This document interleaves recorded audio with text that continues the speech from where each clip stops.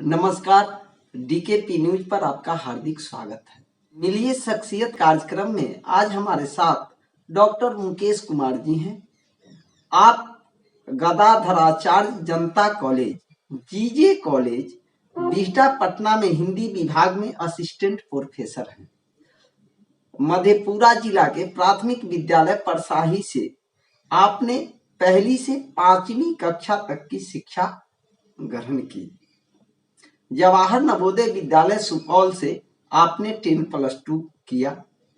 Patna university के BN college से आपने हिंदी साहित्य में ग्रेजुएशन किया। आप गोल्ड मेडलिस्ट रहे। पोस्ट ग्रेजुएशन महात्मा गांधी अंतरराष्ट्रीय हिंदी विश्वविद्यालय वर्धा महाराष्ट्र से सिल्वर मेडल रहे।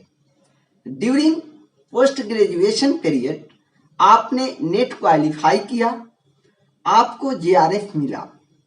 दिल्ली विश्वविद्यालय से आप पीएचडी हैं। बीपीएससी से 2 रिजल्ट प्राप्त किए। 2014 की वैकेंसी में आप असिस्टेंट प्रोफेसर के लिए एप्लीकेंट थे और 2019 में आप असिस्टेंट प्रोफेसर बने। एडमिनिस्ट्रेटिव सर्विस 60-62वीं बीपीएससी का पीटी मेंस आपने निकाला और इंटरव्यू भी दिया। मेंस में 529 मार्क्स प्राप्त किए, जो जनरल के कट ऑफ से 28 नंबर ज्यादा था। फिर भी इंटरव्यू में आप छट गए। प्रतियोगी विद्यार्थियों के लिए यह इंटरव्यू रामबाण साबित होगा। समग्रतः इन पर होनहार वीरवान हो चिकने पात वाली कहावत चरितार्थ होती है। मुकेश जी, डीकेपी न्यूज पर आपका स्वागत है। बहुत बहुत धन्यवाद सुमन जी। मुकेश जी, आप हमारे दर्शकों को बताएं कि जिस समाज में सारे लोग दोषपूर्ण शिक्षा नीति का रोना रोते हैं, गरीबी को असफलता का कारक मानते हैं, उसी समाज से आप एक गरीब परिवार से आते हैं और प्रोफेसर बनते हैं। ये सब कैसे संभव हुआ? बहुत अच्छा प्रश्न है सुमन जी। और अक्सर आर्थिक रूप से कमजोर पृष्ठभूमि के बच्चों के लिए, देहाती परिवेश के बच्चों के लिए सफल होना, सफलता प्राप्त करना, अचीवर बनना एक कठिन कार्य जरूर है। आगे बढ़ने के लिए सही मार्गदर्शन की जरूरत होती है और ग्रामीण पृष्ठभूमि के आर्थिक रूप से कमजोर बच्चों को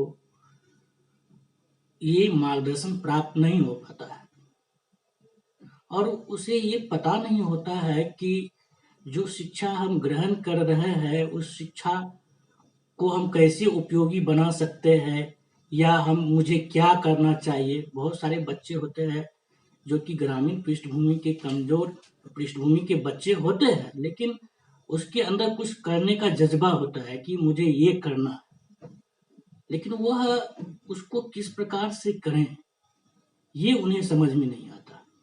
आर्थिक मजबूरियां भी होती हैं और इस आर्थिक मजबूरी की वजह से भी गार्जियन उन्हें उस प्लेटफॉर्म तक उन्हें नहीं पहुंचा पाते जहां से वो अपने एम्बिशन को, अपनी मंजिल को, जो वो प्राप्त करना चाहते हैं, उसे प्राप्त कर सके।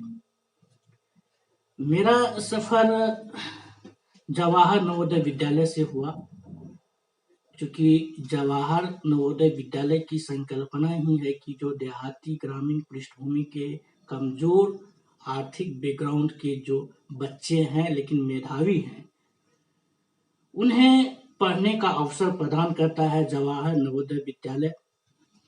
और मेरा सिलेक्शन जवाहर नवोदय विद्यालय सुपौल में हुआ।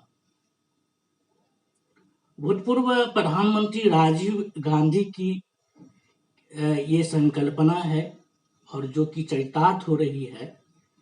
आज पूरे देश भर में जवाहर नवोदय विद्यालय के बच्चे वरिष्ठ पदों पर आसीन हैं और देश की सेवा में कार्यरत हैं। वहाँ हो पाता है। नवोदय विद्यालय का भी हमारे जीवन में काफी योगदान रहा है। जो पढ़ाई और मार्गदर्शन हमने नवोदय विद्यालय से प्राप्त किया, और उसी की वजह से मुझे आगे बढ़ने में काफी मदद मिली।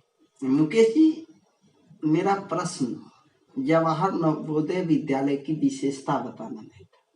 मैंने आपसे प्रश्न किया जिस समाज में सारे लोग दोषपूर्ण शिक्षा नीति का रोना रोते हैं, जी, मतलब कहते हैं जो हमारी शिक्षा प्रणाली में ही सारा दोष है, गरीबी को ही अपनी असफलता का मुख्य कारक मानते हैं, उस समाज से आपने दो रिजल्ट लाया बीपीएससी से, लगभग पीटी मेंस तक आपने एडमिनिस्ट्रेटिव सर्विस में भी जी। अच्छा मार्क्स लाए और असिस्टेंट प्रोफेसर भी बने।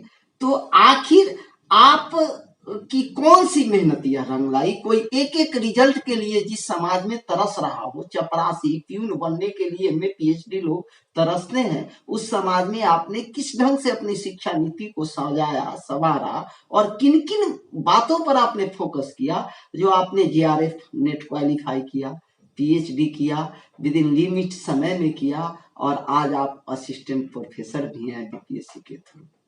बिल्कुल अच्छा प्रश्न है। सही बात है कि एक दोषपूर्ण शिक्षा नीति का रोना रो करके आप कुछ नहीं कर सकते। नीतियों में परिवर्तन आप नहीं कर पाएंगे। उसके लिए एक आंदोलन की जरूरत होती है, और हमारे देश के जो जनप्रतिनिधि होते हैं, संसद है, ये तमाम लोग नीति नीति निर्माण करते हैं संविधान के अनुरूप। इसलिए कुछ जो उसमें दोष है, नीतिगत दोष है, उसको सुधारना एक आम स्टूडेंट के लिए बहुत कठिन है। इसलिए जो मौजूदा शिक्षा व्यवस्था है, उस शिक्षा व्यवस्था में आप कैसे आगे बढ़ सकते हैं। जैसे हमने नवोदय विद्यालय का उदाहरण दिया कि जो प्राइमरी एजुकेशन है, सेकेंडरी एजुकेशन है, 6 से लेकर के 12 तक नवोदय विद्यालय के माध्यम से हमने पढ़ाई की, और फिर सोचा कि आगे मैं कैसे बढ़ सकता हूँ, ऐसी कौन सी संभावनाएं हैं हमारी शिक्षा नीति में।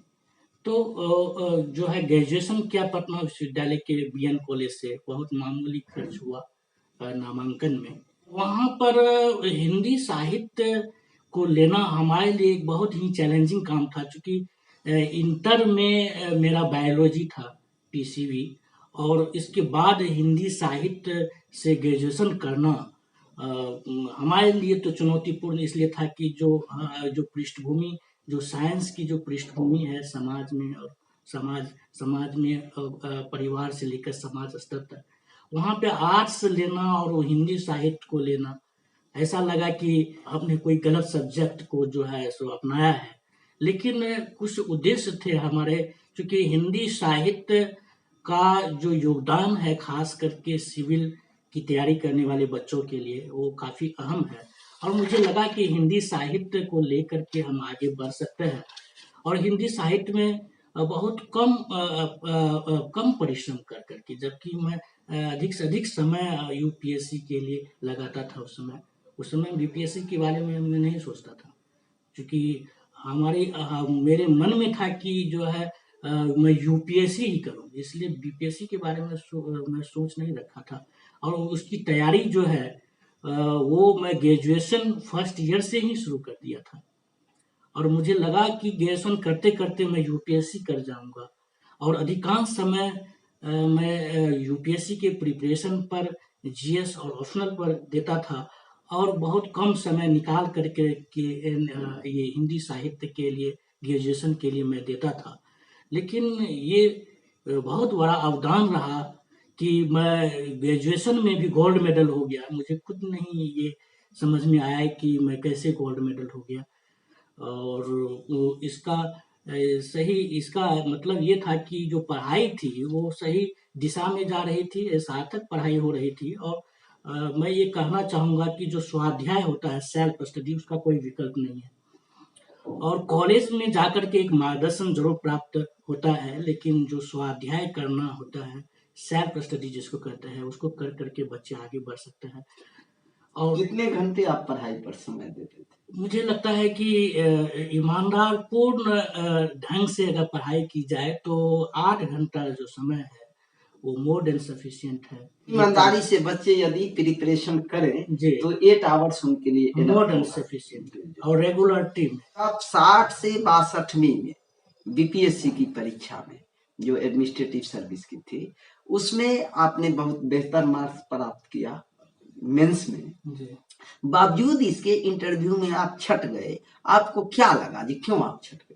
एक गंभीर प्रश्न है और कहीं न कहीं मेरी तैयारी में ही कुछ चूक रह गई हो, चूँकि इंटरव्यू में आप जो प्रेज़ेंट करते हैं या इंटरव्यू आपका कैसा जा रहा है, ये बहुत चीज़ों पर निर्भर करता है। और इंटरव्यू औसत इंटरव्यू मेरा हुआ था, मुझे लग रहा था कि बहुत खराब भी मेरा इंटरव्यू नहीं हुआ। बावजूद इसके कि नंबर कम आए, तो तैयारी में ही मैं सोचता हूँ कि कुछ कमी रह गई होगी। और ये बात सही है कि कुछ कम समय मुझे मिले थे इंटरव्यू की प्रिपरेशन करने के लिए। हमने कोई मॉक इंटरव्यू इस ढंग से कोई प्रैक्टिस नहीं किया और इस वजह से कोई नंबर कम आए होंगे। लेकिन जो हमारे हाथ में था वो मेंस में हमने परफॉर्म किया और हिंदी साहित्य में भी जो नंबर है आपके पास जी, जी, और जी। हिंदी साहित्य में मेरा 207 नंबर है। तो इस तरह से जो 529 नंबर है वो जनरल के कटअप से 28 नंबर ज़्यादा। यदि मुझे एवरेज नंबर भी मिलता तो मैं एसडीएम का पोस्ट मुझे मिल जाता।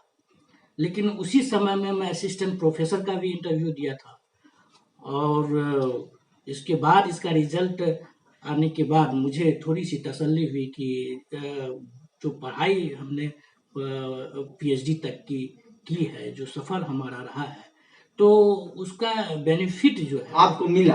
वो मुझे मिला और मुझे लगा कि ये जो बेनिफिट है, वो बेनिफिट मैं बच्चों तक पहुँचा पाऊँगा। इसके लिए एकेडमिक्स जो है हमारे लिए एक अच्छा वो लाइन लगा कि प्लेटफॉर्म बढ़िया एक लगा, अच्छा जी। प्लेटफ़ॉर्म लगा, जहाँ हम पढ़ लिख सकते हैं, जहाँ हम बच्चों को पढ़ा सकते हैं। अभी तक जो प्राप्त अर्जित शिक्षा है, उसका समुचित उपयोग हो सकता है।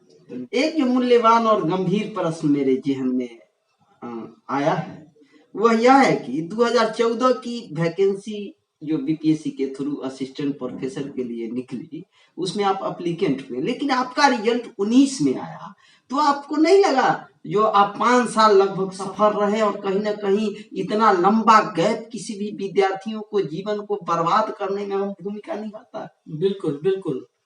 और सफ़र रहे हैं हम और 5 साल तक एक इंतज़ार करना काफ़ी कष्टदायी क्षण होता है कि इंतज़ार ऐसे ही करना काफ़ी कठिन होता है।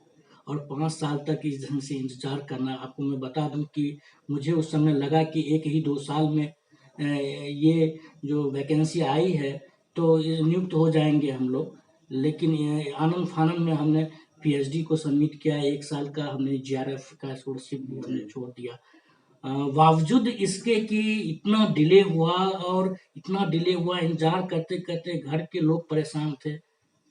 पिताजी के फ़ोन आते थे कि कब तुम्हारा इंटरव्यू होगा। लगातार मैं चारों ओर से इस तरह से परेशान हो गया था कि मुझे ही भरोसा दिलाना पड़ता था, नहीं अब हो जाएगा, अब हो जाएगा, हो जाएगा।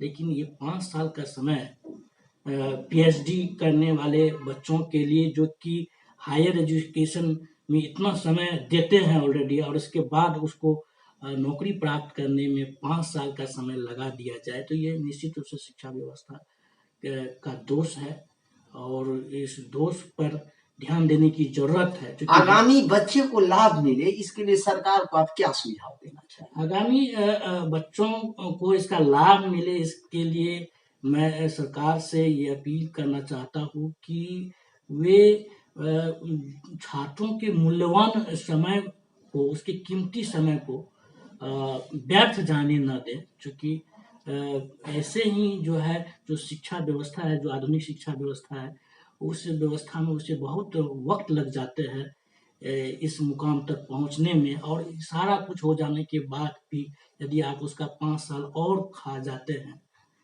तो निसंदेह उसका भविष्य बर्बाद हो जाता है। वो असिस्टेंट प्रोफेसर के लिए एलिजिबल हो या अन्य एडमिनिस्ट्रेटिव सर्विस के लिए एलिजिबल हो और उनको 5-5 साल लटका दिया जाए, तो यह भी तो नेशनल लॉस है। इसे आप किस तरह से देखते हैं? बिल्कुल, ये एक नेशनल लॉस है, चूँकि मानव भी एक संसाधन है, एक बहुत ही इम्पोर्टेंट रिसोर्सेज़ है और उसका 5 साल ऐसे ही ज़ाया चले जाए, तो ये एक दुर्भाग्यपूर्ण है, पूरे देश के लिए भी दुर्भाग्यपूर्ण है।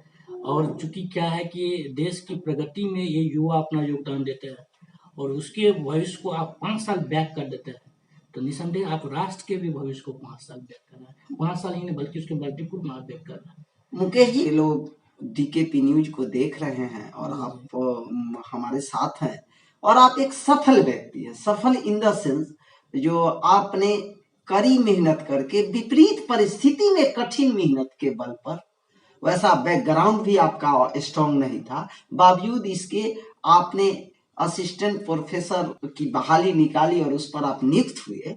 तो आप यह बताएं हमारे देश के युवाओं को कि वो अपनी तैयारी किस ढंग से करें ताकि परिस्थिति का रोना रोने के बजाय उनका जो कैरियर है वह ओरिएंट हो सके, मतलब वो भी कामकाज में भाग ले सके। बहुत अच्छा प्रश्न है सुमन जी आपका। और मैं आज के युवाओं को ये कहना चाहता हूँ कि आप जो करना चाहते हैं निसंदेह आप करें, लेकिन आप सप्लीमेंट लेकर चलें। यदि आप यूपीएससी बीपीएससी करना चाहते हैं या और दूसरे डिसिप्लिन में आगे आप बढ़ना चाहते हैं, अपना करियर जो है अन्य क्षेत्रों में आप तलाशना चाहते हैं, तो निसंदेह तलाशें, लेकिन अपना एक बैकअप लेकर के आप चलें, एक सब्स्टिट्यूट लेकर के चलें। ये बहुत ज़रूरी हो गया है, क्योंकि इसलिए कि यदि ऐसा ना हो कि आपको उधर कामयाबी ना मिलती है तो आपके लिए एक सहारा आपको हो। ऐसे तो जो क्रिएटिव आदमी हैं, जो कुछ करने का मानदा रखते हैं, उसके लिए कोई परेशानी नहीं है, क्योंकि वो उसके बिना रह ही नहीं सकता है। इसलिए लेकिन फिर भी एक मास लेवल पर मेरा ये ज़रूर अपील है एक तरह से युवाओं से कि आप निश्चित रूप से एक सब्स्टिट्यूट लेकर के चलें, एक विकल्प लेकर के चलें।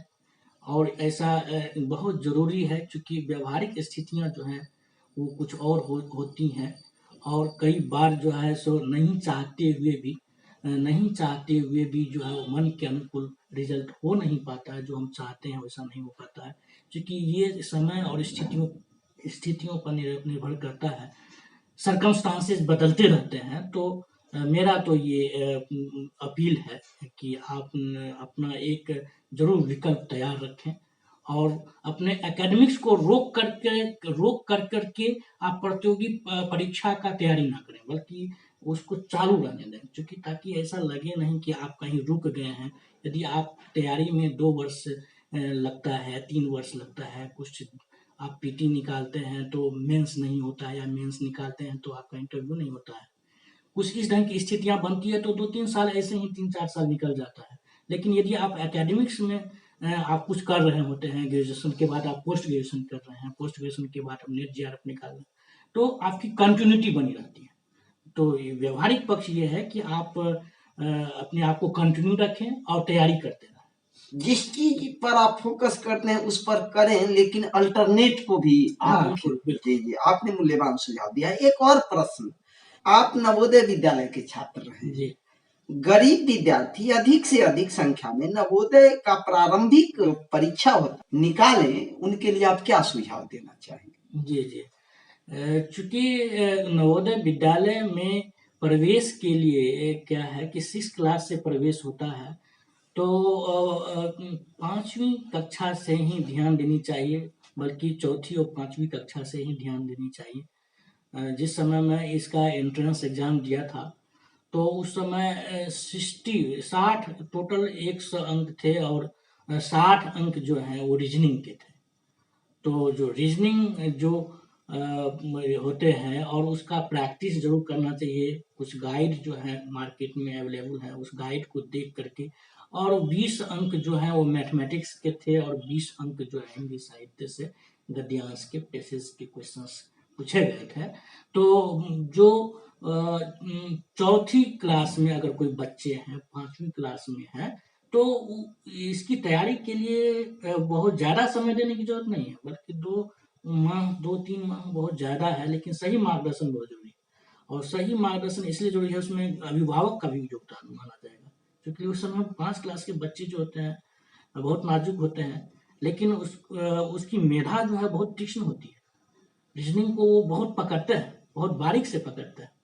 तो इसलिए यदि उसको उचित मार्गदर्शन मिल जाता है, उसे किस प्रकार से तैयारी करना है, कौन से गाइड उनको मार्केट से परचेज करना है, उसका प्रैक्टिस बहुत ही महत्वपूर्ण लगता है कि आप सेट का जो है प्रैक्टिस करें।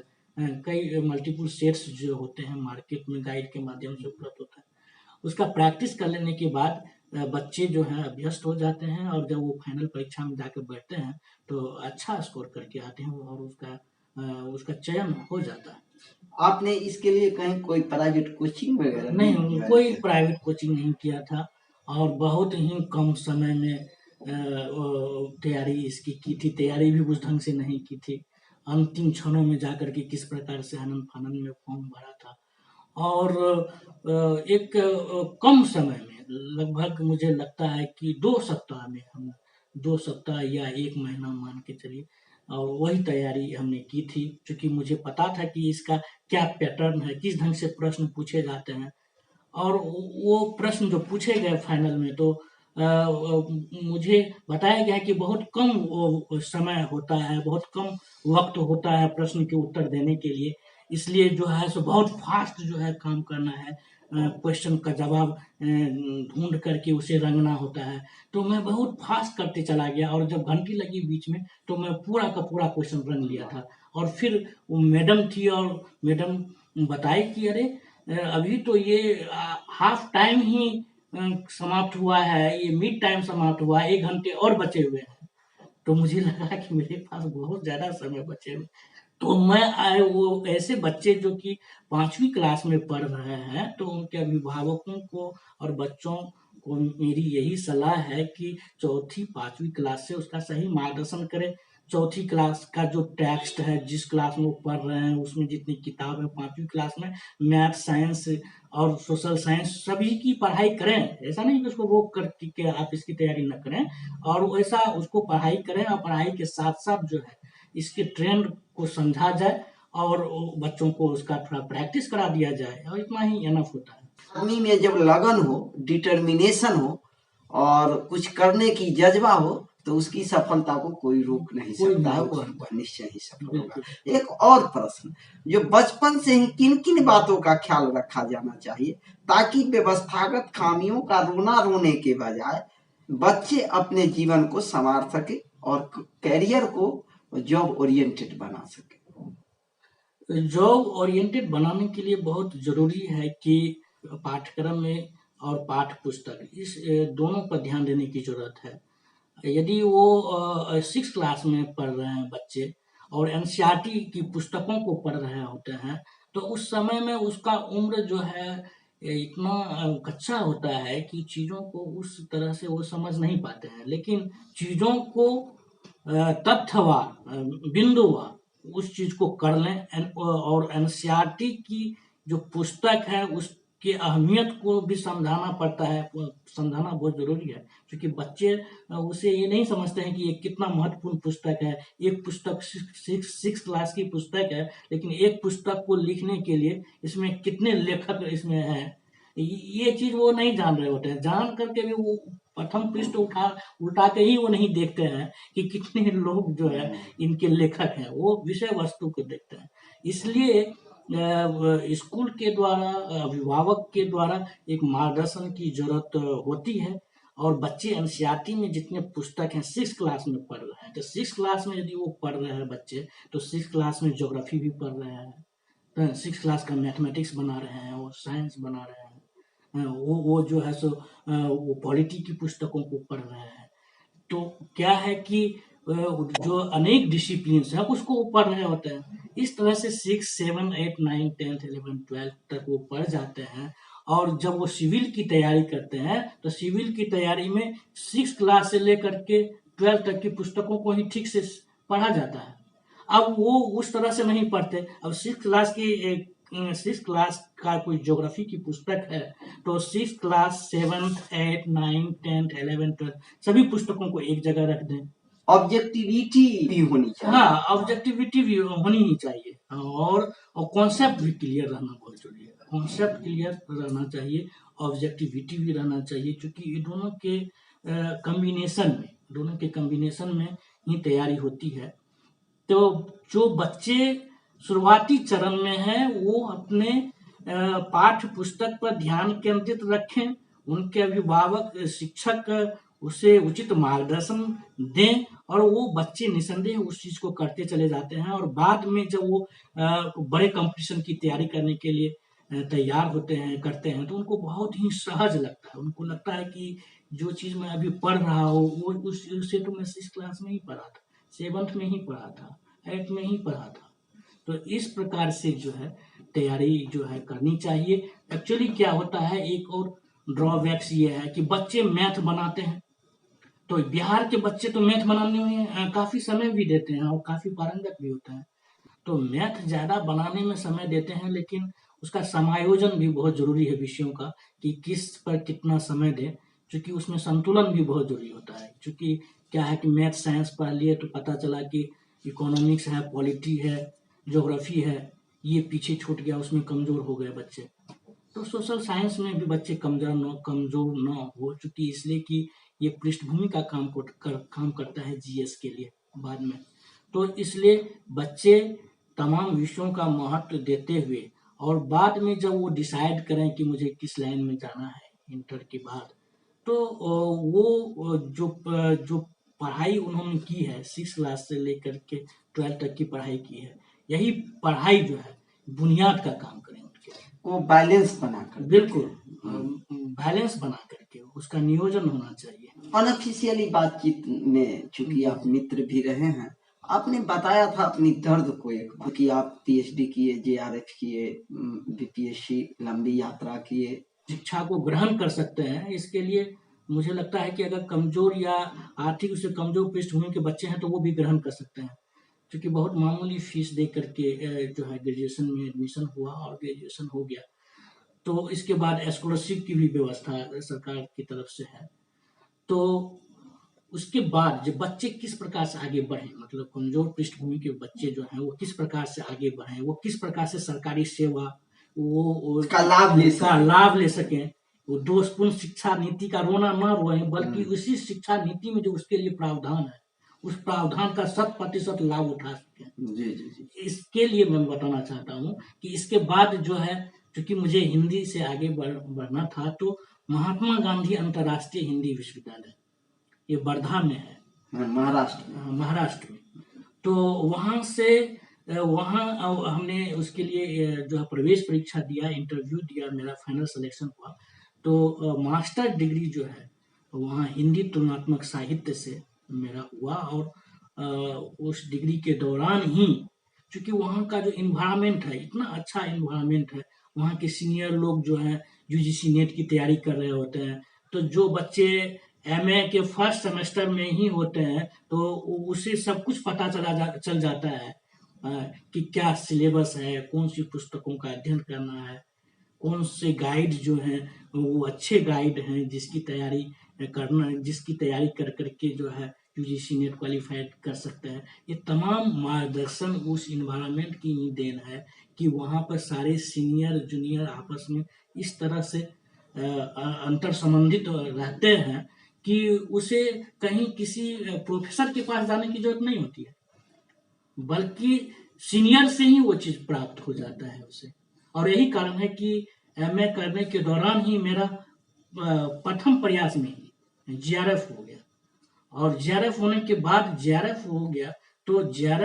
बाद जो है क्या है कि हमने सोचा कि पीएचडी करूं और यूपीएससी की तैयारी करूं। और यूपीएससी का रास्ता और भी सुलभ हो गया जब मैं दिल्ली विश्वविद्यालय में आकर के पीएचडी में इनरोल्ड हो गया और छात्रवृत्ति मिलने लगी, तो कहीं कोई परेशानी ही नहीं हुई। तो आप देखें कि गरीब पृष्ठभूमि के बच्चे किस प्रकार से आगे बढ़ सकते हैं। हमने तो उसी शिक्षा नीति जिसे आप दोषपूर्ण भी लोग कहते हैं, तो उसी शिक्षा में जो प्रावधान है, उसी शिक्षा नीति में जो प्रावधान है, उसी का हमने समुचित लाभ उठाया। नवोदय विद्यालय तक पढ़ा और फिर जो है सरकारी कॉलेज में पटना विश्वविद्यालय से पोस्ट ग्रेजुएशन किया और वहाँ पीजी भी जो किया वहाँ, तो वहाँ भी मुझे छात्रवृत्ति मिलती थी और वहाँ मेधा छात्रवृत्ति मुझे प्राप्त हुई। और ऐसे कई क्षेत्र हैं जैसे मेधा के आधार पर है, आर्थिक रूप से कमजोर पृष्ठभूमि के बच्चों के लिए है, या खेल कूद में जो अव्वल आते हैं उसके लिए, या मराठी क्षेत्र के कुछ बच्चों के लिए, इस तरह से कुछ स्कॉलरशिप की भी व्यवस्था। तो उसी स्कॉलरशिप के तहत बहुत ही मामूली फीस दे करके अच्छी सुविधाओं का लाभ लेते हुए पोस्ट ग्रेजुएशन और फिर यूजीसी नेट जेआरएफ में बहुत अच्छी राशि मिलती है पढ़ने के लिए। और मुझे लगा कि अब यूपीएससी के लिए हमारा मार्ग जो है वहीं से प्रशस्त हो गया। तो कमजोर पृष्ठभूमि है, लेकिन आगे बढ़ने के अवसर जो है पर्याप्त है, आप निसंदेह आगे बढ़ सकते हैं। एक जो मूल्यवान बात आपकी बातों से उभर के आ रही है वह यह भी है कि टैलेंटेड ग्रुप का भी होना जरूरी है। जैसे आपने कहा, वो बच्चे किस इन्वायरमेंट में और अपने साथी संगी दोस्त को कैसा चयन करते हैं। मतलब आपकी बात से हम अगर निचोड़ निकाले, क्रीम निकाले, तो यह हुआ कि अपने जो सीनियर्स हैं और बुद्धिजीवी seniors, studious seniors, talented seniors, उनके संपर्क से भी बच्चे लाभ उठा सकते हैं। बिल्कुल, और वास्तविक लाभ वहीं से प्राप्त होता है। विद्यार्थियों, अभिभावकों और प्रोफेसरों को आप क्या सुझाव देना चाहेंगे? मेरा सुझाव यही है अभिभावकों से, क्योंकि क्या है कि कोई भी शिक्षा प्रणाली है, व्यवस्था है, तो उसके 4 पिलर्स होते हैं समझिए। एक तो अभिभावक भी होते हैं, दूसरे शिक्षक होते हैं, तो प्रोफेसर भी शिक्षक ही है, जी जी जी। और तीसरे छात्र होते हैं, और चौथा इंफ्रास्ट्रक्चर और एडमिनिस्ट्रेशन, इंस्टीट्यूशन हाँ इंस्टीट्यूशन होता है। ये 4 पिलर्स होते हैं उसके, और इन 4 पिलर में, स्तंभों में संतुलन की बहुत जरूरत होती है। तो एक प्रोफेसर होने के नाते हमारा यह दायित्व है, या हमारा यह दायित्व बनता है कि यदि आपके कॉलेज में एक भी छात्र उपस्थित होता है तो निसंदेह आप एक छात्र के लिए पूरा समय दीजिए, उसे पढ़ाइए। बच्चे आजकल क्या है कि कॉलेज नहीं आते हैं, तो कॉलेज नहीं आने की क्या वजह है? इसकी वजह क्या है? वो कॉम्पिटिटिव एग्जाम की तैयारी कर रहे हैं तो कहीं पे ट्यूशन पकड़े हुए हैं। कॉलेज को डिग्री देने की संस्थान ना बनाए, क्योंकि जो हायर एजुकेशन ग्रहण कर करके जो यहाँ प्रोफेसर के पोस्ट पर आए हैं, बीपीएससी से चयनित होकर के आए हैं, तो उसके पास भरपूर टैलेंट है बच्चों को मार्गदर्शित करने के लिए और एक बच्चों को बहुत कुछ देने के लिए। तो उनसे तो ये अपील है कि यदि बच्चों को मोटिवेट करें, पहली बात, जो भी बच्चे आते हैं उसको सही समय दे करके उसे पढ़ाया जाए, और जो शिक्षा है, शिक्षा को उपयोगी बनाया जाए, उसके जीवन के लिए किस प्रकार से वो उपयोगी हो सकता है, उसके करियर के लिए वो कैसे उपयोगी हो सकता है, क्योंकि बच्चे खुद अपने ही दम पर करते हैं, उसको सही मार्गदर्शन की जरूरत होती है, एक अच्छा मोटिवेशन उसको चाहिए। तो ये काम जो है जरूर किया जाना चाहिए। एक प्रोफेसर के नाते हमारा यही अपील है, और एक अभिभावक को हमारा ये कहना है कि जो छात्र को जो है आप घरेलू कार्यों में इन्वॉल्व ना करें। यदि उन्हें आगे बढ़ना है तो कुछ सेक्रीफाइस जो है आपको करना होगा, क्योंकि छात्र जो है वही देश के भविष्य हैं। आपके लिए भी वो अगर कुछ करता है तो वो ऐसा परिवर्तन ला देगा, परिवार की इकोनॉमिक स्थिति भी बढ़ेगी और देश का भी बढ़ेगा। बिल्कुल बिल्कुल बिल्कुल। और विद्यार्थियों के लिए मैं यही कहना चाहता हूँ, जो आप प्राप्त करना चाहते हो उसके पीछे लग जाओ। कहा गया है कि try to get what you like unless you will be forced to like what you get. जो आप चाहते हो उसे प्राप्त करने के लिए प्रयास करो, नहीं तो जो मिलेगा उसे न चाहकर भी प्राप्त करना ही पड़ेगा। इसलिए ये बहुत ही बहुमूल्य समय है। Each and every moment is crucial, और इस समय को समझना बहुत जरूरी है, और काम को निष्काम भाव से करना चाहिए, है ना। गीता में भी कहा गया है कि the right is to the work alone but never to the fruit of work. Let not the rewards of action be the motive nor at be attached to in action. तो बच्चे निरंतरता में, आवेश में आकर के नहीं पढ़े, रूटीन में पढ़े, क्योंकि यदि आपको मोटिवेट किया गया और मोटिवेशन प्राप्त कर करके आप रूटीन में नहीं पढ़ रहे हैं, आवेश में पढ़ रहे हैं, तो वो निरंतरता में पढ़ाई नहीं हो पाएगी।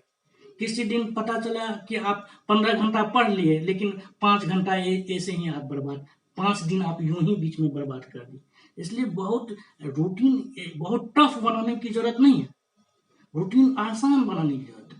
यदि 8 घंटा 8 hours is more than sufficient, तो आप जो है सो 5 घंटा का रूटीन बनाइए, फिर बढ़ा करके उसको 6 घंटा कीजिए, 7 घंटा कीजिए। लेकिन हाँ, यदि वो उसमें ईमानदारी बहुत जरूरी है। यदि आपने खुद से ही चीट कर लिया, दिखावा के लिए नहीं, दिखावा के लिए चीटिंग नहीं होनी चाहिए। और आपकी बात पर मुझे ई हेमिंग्वे की पंक्ति भी याद आती है, man can be destroyed but never defeated. व्यक्ति को इस लेवल तक मेहनत करनी चाहिए ताकि या तो हमारी सफलता रहे या हम रहे। बिल्कुल बिल्कुल। और इसी से जुड़ा एक प्रसंग, चूंकि आप मेरे अच्छे मित्र भी हैं, कभी आपने बताया था जो जब सफलता न मिलती है और सफलता मिलने के बाद जो एक अनुभूति का प्रसंग रामायण से लेकर मुझे जो पर्सनली बताया था, मैं चाहूंगा जो ऑन कैमरा मेरे चैनल पर बताएं ताकि वो हमारे विद्यार्थियों के लिए बड़ी उपयोगी होगा। जी जी, जो संघर्ष का जो क्षण होता है वो काफी कष्ट भरा होता है, और संघर्ष के जो क्षण होते हैं उन क्षणों में काफी सोच समझ का परिचय देना होता है और धैर्य भी रखना होता है। तो जो पंक्ति है वो निराला की राम की शक्ति पूजा से है ना, वो इतना राम की शक्ति पूजा से है। और उसका प्रसंग ये है कि राम जो है प्रथम दिन जो है रावण से हारते हारते बचे थे।